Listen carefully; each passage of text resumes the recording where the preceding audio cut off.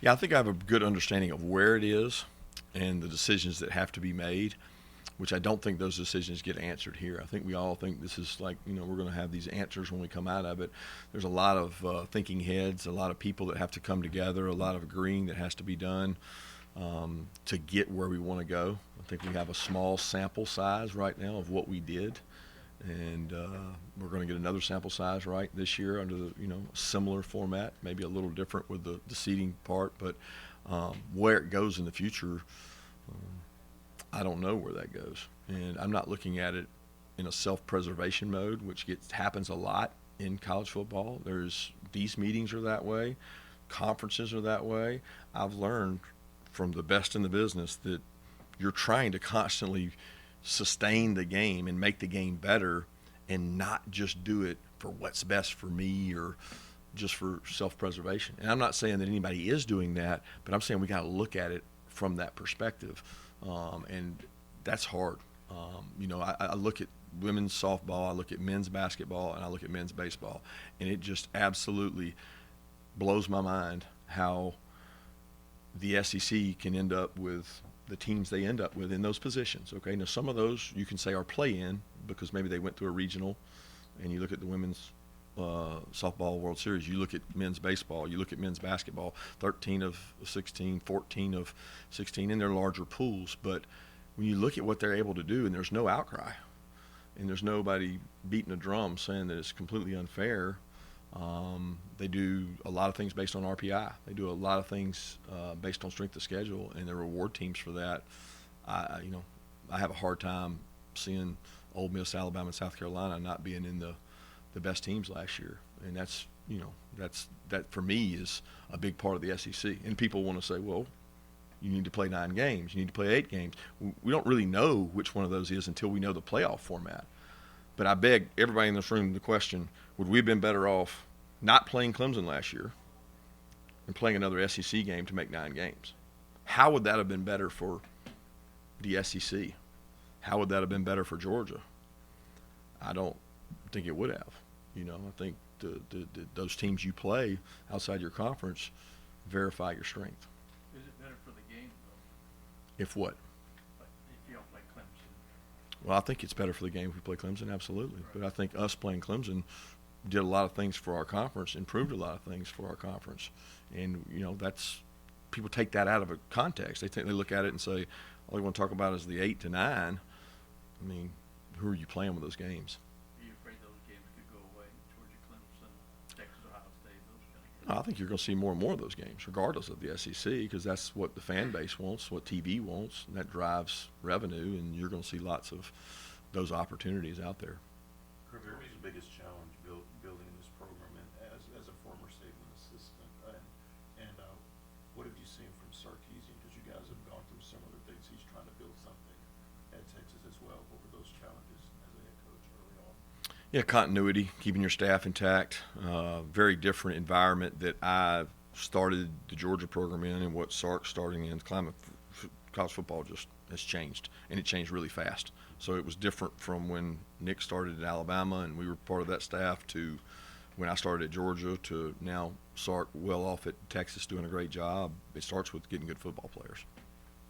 Kirby, you coached undefeated national championship team. Do you think in this current era of college football with a longer season, longer clock, do you think we'll see fewer undefeated national champions, or not necessarily?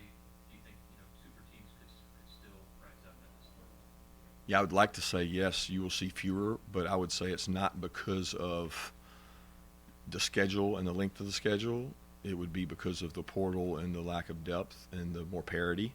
But as soon as I say that, if depends on which things go, way things go in the next 6 to 10 months, you could end up with some haves and have-nots out there, and ultimately a team could drive prices and go buy a championship, like you're talking about with the super team. I mean, I think we could see that if there's not parity, and we don't really know if there's going to be or not.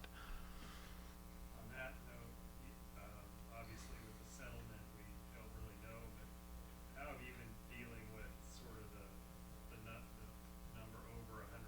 What have you been telling walk-ons? Have you already made decisions based on thinking Yeah, we've been in communication. I think the number one thing when you deal with that situation is when you don't know, you tell somebody you don't know, and you tell them which way it's leaning, what we're hearing, and you prepare for that. We not only don't know that, we don't know what the camp number is going to be. You know, we don't know who's going to get to come back when school starts, who's going to get to come back when camp starts. A lot of unknown in that. But we've been very honest with our guys and told them, and we told them that they were free to go in the portal, and some have looked out and realized that that's not necessarily the grass is greener because there's not a lot of opportunities. Everybody's got a reduction of opportunities. So these kids that went in had very few places to go. So a lot of them have come back and looking for their opportunity to return, and we've prepared for that, and we're prepared to go either way in terms of that. Kirby, you talked about the value of conference championship games. They're thinking about this format where they either add to it with playing games or maybe blow it up. What are your thoughts? Is that as a just what's good for the game, and also just as a coach, like does it make the season even longer?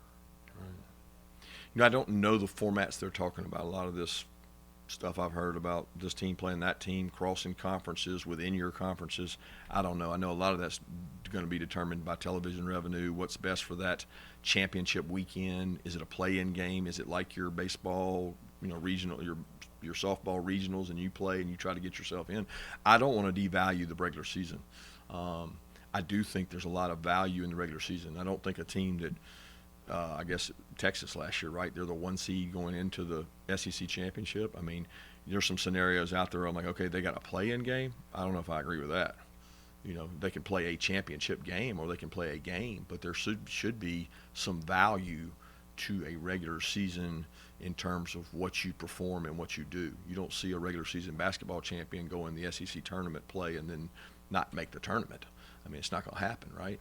So we have a little more limited spots than they do. But I enjoy the SEC championship. I'm a firm believer in that, but I'm going to support whatever's the conference we choose to do in that format. On the portal window timing, Coach Alco was just in here and he made the point, he doesn't understand why anybody would want to look at a portal window after the spring rather than after the winter based on the professional models and what's worked. Where do you stand on that? What would be the argument to do it after spring instead of? Well, I'm so glad you asked. I didn't get to talk to Elko. I was getting ready to talk to him. I did talk to Clark Lee. I think of this meeting, and I think everybody in this room is 8 or 9, SEC championship or not, settlement. The biggest decision that has to be made in college football right now, by far, to me, is when is the portal window and is there 1 or 2? Okay, that's not being decided by us today. A lot of people don't even know how it's getting decided, who's deciding it. But I need you to think for a second. There is a strong contingent. We had an AFCA meeting. We had a meeting in which we unanimously decided that there really needed to be 1 portal window. Whatever that is what it is. And it needs to happen sometime in January. There is an outcry. There is schools. There's different conferences that feel like it should not fall during the play-in season. I would love that. I would love to be able to play the season without it. Is basketball able to do that, or do they deal with the portal during their championship? I'm asking. During the tournament. What do we deal with during the final, let's call it maybe 4 teams? I don't know if I'm exactly right on that, but roughly we're down to 4. We deal with that. Okay, that's because of the academic calendar for us. It's where the academic calendar falls, and everybody doesn't have that incongruency. Oh, by the way, we had to deal with that multiple times. It's not fun. It's not fun. It's really hard to be playing in a championship setting and having to deal with that. But when I brought that up as a complaint or a problem, it was told to me there's no crying from the yacht. So if you're going to play in these environments, you have to be willing to do that. Now it's we can't do that. And then I got told, well, we have a cap year.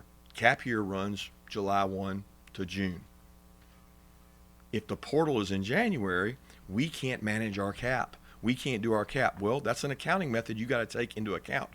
Some schools are trying to manage that and prepare for that. Why can't you just change when the cap year is? Because the settlement is going to determine the cap year. And it's going to be based on all the other sports within our sports programs, which is July 1 to the end of June. So I'm a big believer in what Coach Elko said. And I want to develop my team. I think it's really important in football to have your team at whatever date in January, whatever we decide that is. and then you work those guys out, you train those guys, you lift, you prepare, you do meetings, you do all this preparation, and then that's your team, right? Like, that's your team. And I'm great with the money they make. I'm great with them being able to go in the portal. And if you ask kids when they would like to be able to go in the portal, they're going to say in January so they can go get started where? At their new place. But there's a large contingency that's growing now trying to push an April portal, maybe May. They want to practice in June, have some practices in June. I want you to think about June for us. We have 10 days of high school camp in June. We believe in using those. Across the Southeast, we use 10 days. Some schools use 10, some don't use any. We also have official visits every weekend. So now we're going to practice our team in that same window. Something's going to suffer. Needless to say, I'm a proponent for a January, wherever it fits window. And there's people saying, well, we can't get our kids in academically. Well, they're getting mid-year high school players in that same academic window. It's happening everywhere. So I'm a big believer in that, and I think that's the decision that has to be made, at least from a standpoint of SEC and bigger picture, the country. Where is the portal window, and is there two or is there one? Kirby, when you're recruiting a player, do they ever ask you who your general manager is, and what goes into structuring your organization, choosing not to happen? No, nobody asked me who the general manager is. We introduce everybody to everybody in the organization, and we have people that fill that role. It may be 3-4 people, including myself, but we're very clear in the roles of our staff members and what they do. They learn that throughout the recruiting process, and we utilize those. But is that the only part you asked? Just about how you structure, why you choose not to have that title. Well, we do have that. I mean, we do have that. We have people that do that. What does a general manager do, in your mind? I think it varies from organization to I organization. agree. So we have people that do various things instead of pinpointing the general manager. Because I think if I ask every coach what their general manager does, they all do something different. So I mean, I can't figure out what you define it as. Because when you ask me what is a general manager, I want to know what you think it does. Because in the NFL they do different than what they do at our level. Search along the lines where you talked about the portal. How hectic was your December when you started thinking about signing day, transfer portal, SEC championship, playoffs? Like, how were you able to manage all those things? A big staff. I mean, having a large staff. I mean, you can manage it, but we're not here to complain about that. Like, that's become the norm. Every time I come in here, we talk about December is absolutely crazy, right? Now, let's call it January, because hypothetically, the portal opened in December. We're leaning towards that thing being in January, and you get a little more stability in December in terms of, let's sign our high school recruits first. Then let's figure out in January where the semester break ends, who's staying and who's going. So we compartmentalize. Let's deal with this issue now. Let's deal with this issue now. But we're talking about taking this issue this January and moving it out all the way to April. So you think tampering's a problem? Put that portal in April and see what teams do in January, February, and March. Just think about it now, because we're getting ready to make a big decision, and a lot of people believe, well, the kids won't be able to leave if we put it in April. They'll have to stay the next semester.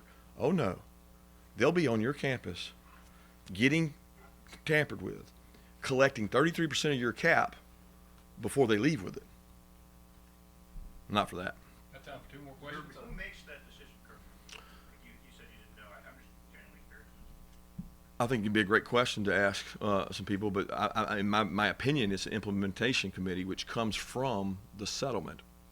Appointed 8 ADs, 2 from each Power 4 conference, who will hear the conference's perspective, and ultimately those 8 ADs, which are appointed, and they're kind of coming off of the settlement, will have to make a lot of implementation decisions that are not part of the settlement, the nuggets, let's call it. Here's the settlement, and then the nuggets are going to come from these 8 ADs, and that's very critical in my mind. It's not really talked about. Like, nobody's talking about the portal day. They just don't think it's a big deal. Is it 2? Is it 1? When is it? You've had some pretty noteworthy quarterback competitions. I think you once famously said the plan is there is no plan. Mhm. In terms of where you sit right now with your quarterback situation, how open is it after the spring? Yeah, I'm excited about both those guys. They both played really well. They've both done a great job, and they're both working their tails off. They're Georgia football players that love Georgia. Thank you, Coach. Thank you, guys.